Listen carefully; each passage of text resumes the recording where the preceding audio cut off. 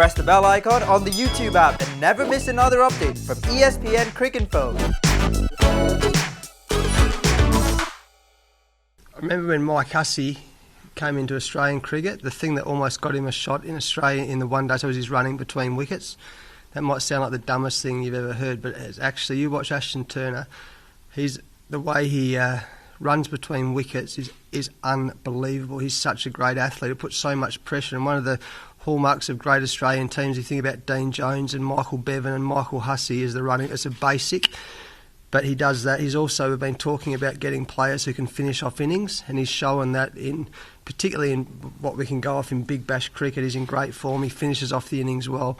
He's a lead athlete in the field, and he's also a captain. So you see the way he finishes off the innings that he's a good thinker of the game, like most of the great finishers, and really good leader, good person around the group. Very excited to see him come in.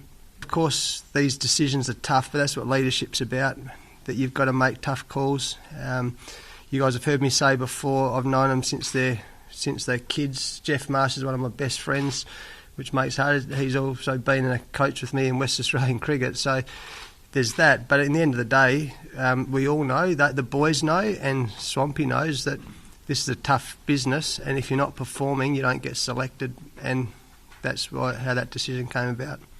Yeah, obviously confidence is a great thing. You've got to earn, like respect, you've got to earn confidence. But overall, I mean, the guys are working really hard and they're going okay. I think the first innings of Melbourne and Sydney, honestly, I don't know how you guys felt about it, almost sucked the life out of us, because when you're in the field for 2 days with the world's best spin bowler and 3 elite young fast bowlers, and you spend 2 days, of course it takes energy out of the group, and that's natural. And they try, anyone in this room who thinks that those guys didn't have a red hot dip at it, I mean, and any of the critics out there who don't, they're kidding themselves. I mean, these are the best off-spin bowler in the world, 3 outstanding young fast bowlers, and if you're out in the field for 2 days against an outstanding Pujara and an outstanding Virat Kohli, well, it takes some actual physical and mental energy out.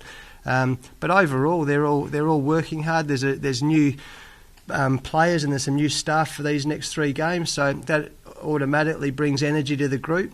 And so from that point of view, that we're really looking forward to the next 3 one-days. Yeah, we'll see. We'll work. That's a really great opportunity for us.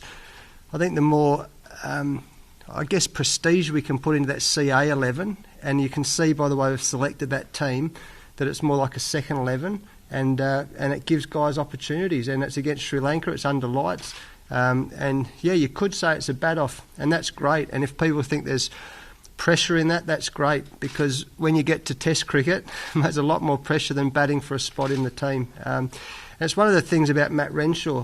Hopefully his selection this last little period for him is a brilliant lesson for a young player who he knows is a very good player.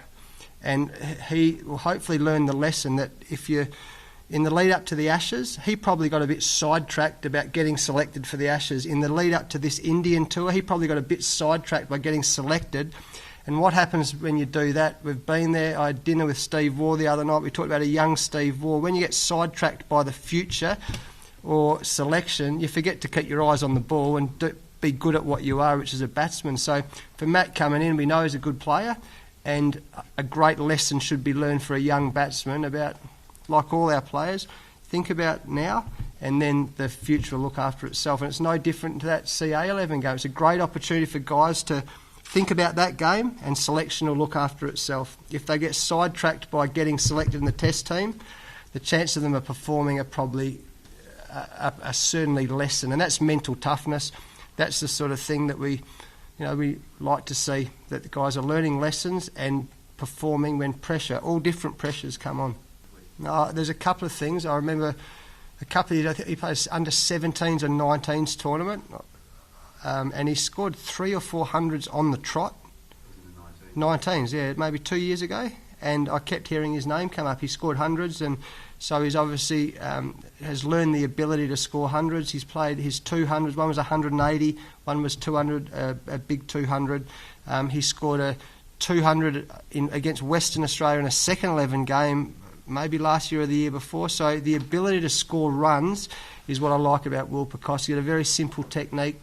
I think he's got from my understanding, he's got great vision of what he wants to achieve in red ball cricket, which tells me he's got some hunger and he's got some ability, and he's got some performances on the board.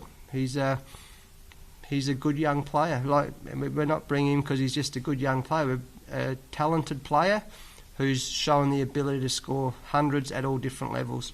Don't forget to like, share, subscribe, and leave your comments in the comment section below. Click on the bell icon for notifications.